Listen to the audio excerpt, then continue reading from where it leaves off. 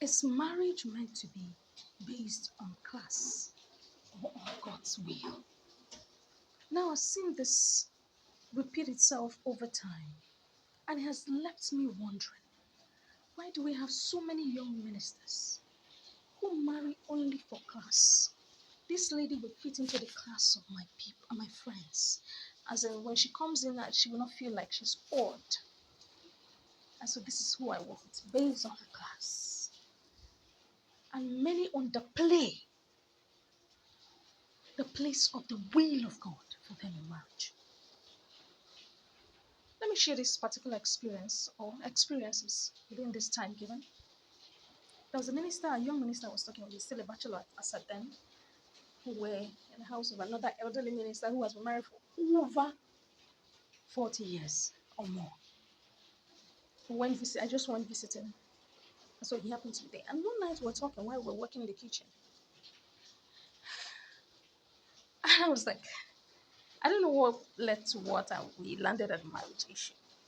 I said, no. He told me, he said, he's looking for a lady. Let me use my language. One chapura chap. I won't get an answer on ya. No, get an emperor. And Elias, Pastor. Oh my God, DJ Anyaga here. Hello. And I looked at him. I said, sir, it's like you don't know what marriage is all about. Or you feel marriage is just two people coming together to give birth. Most assume we're being and that is it. No. Marriage is beyond just coming to give birth. Marriage is fulfilling God's purpose. And if you must fulfill God's purpose, it must be done God's way, not your way. I looked at her and said, now, let's imagine you get that lady, that glittering star you need. Outside, she's glittering, she's stainless, she's spotless, she's this. But inside, she's making you go through hell. And you are not able to fulfill the ministry God gave to you. Who would you blame for the choice? Hello? Who will you blame for the choice? God or yourself? I said, listen, if you know the mandate God has given you as a minister, you know that every decision you make hangs largely on that mandate. If you make a wrong choice, you're simply truncating God's plan. And who will suffer for it? God? No. It's the minister who chose, or the man or the woman who chose to do his or her own will. Hello. So at the end of the day, when I believe God actually was speaking to him, and he told me, said, okay, what about you? Okay, now let's get together. I said, I did not tell you this for you to turn to my direction. Go back to God and find out who he has for you. Go back to God. That is where you get the answers you're looking for. Now, there are certain things people cannot change about themselves, just like where they came from, how old they are, or their physical inherent look. There's something about someone's physical look. Now, for example, if someone is bettered with a tribal mark, you can't expect that person to clean it off just to look good for another person. No. It's simply something that is indelible. It's an indelible mark. Because it is a mark that came with that person or was given to that person at a tender age that cannot be erased. So you see that all of these things are things you cannot change about a person. But the dress sense of a person can be changed. The way a person talks and carries his or herself can be changed with proper training and proper grooming.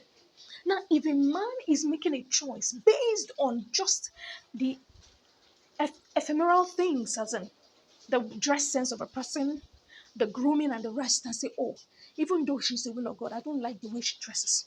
I don't like the way he dresses. I don't like that. Oh my God. That doesn't make sense. It is something you can work on and make it better. And make it what? Better. God knows what he saw in that person and led you and laid it to you and said, this is who I have prepared for you. He knows. He is the manufacturer. He packed every product, just like when you buy a phone. You heard about a phone. You don't know what is inside. But they tell you these are the features in this phone. And you say, wow, wow, wow. This the processor, speed, the this, the camera, the oh my, you say, what? Oh my god. I think I want to get this phone. No, you don't know if what is there is true. Now you get to the sales company or the purchasing company and you say, please, this is what I need. And buys in a packet. They say, okay, here is it. What do? You open up the packet and you see through it. Even though you may not be able to use it that first, but at least you look at the features, look at all the things. Okay, this is what I actually want. And do you what? You take it home. You charge up the phone and you begin to harness each of the the items that has been placed in that phone. Now, so if your decision is only based on the ephemeral things, it will actually be a loss on your part if you lose God's will because of these ephemeral things. Because you want a class. If you enter marriage because of a class, you will run out of it without class. That's the truth. Because by the time both parties are divorcing, especially for ministers, gospel ministers, do you not have a class anymore? No. And if you have to endure, you know how much you have to invest in prayers. But why not save yourself the stress? Get God's will and enjoy the comfort that God has given you. Now, everybody God gives you as His will, and you're sure this is the will of God, is meant to be a comfort to you and your family. That is what people do not understand. It's not about the physique alone. The physique will not give you comfort. The spec will not give you comfort. It is the real person within that brings the comfort. That's what God has seen. And that's why when Samuel was trying to anoint the sons of Jesse, God said, you're looking at the outward. That is what men do. But I'm looking at the heart. I know the heart condition of these persons. How many of those ladies do you know their true heart conditions? How many of these young men do you know their true heart conditions? So many of them will pretend and cover up their real personalities just to get what they want. If this man is who is coming, whatever he need, my lordship, sir, his royal happiness, everything, they will give it to you. But at the end of the day, when they have gotten what they want, they will reveal their true identity. And by then, it's already late. There's something they're saying that says, it's late to cry when the head is already off or when the milk has been spilled. Can you take back a spilled milk? No. There's so much to talk about here. But if you know the weight of God's mandate upon your life, you won't joke with your marriage and your marital decision. You will not. Marriage is not a physique. Marriage is a ministry. Marriage is not for show. Marriage is to bring honor to God and to fulfill God's purpose here on earth. That is the main reason why God established marriage. And when it is lost, it may not be able to recover it. And if you recover, it will take time. Imagine if you have to pray for a woman who is not the will of God and you married her. And you have to pray for years for God to break her, to shoot into the ministry. The time you should have used harnessing God's purpose and fulfilling God's purpose in ministry, you are investing to pray that God will submit and bring the lady under control. How long do you know you have here on earth? How long are we going to live here on earth? So why waste those times? Why not just take God's choice and rest in Him? Enjoy the rest that comes with making the right choice based on God's direction, not based on your personal perspective. Because we humans, we are myopic except God is. God reveals the true nature of people to us. Let God guide your choice. Ministers of the gospel, young ministers, please stop choosing by sight. Stop choosing for class. So dear friends, choose by God's leading. God guide you.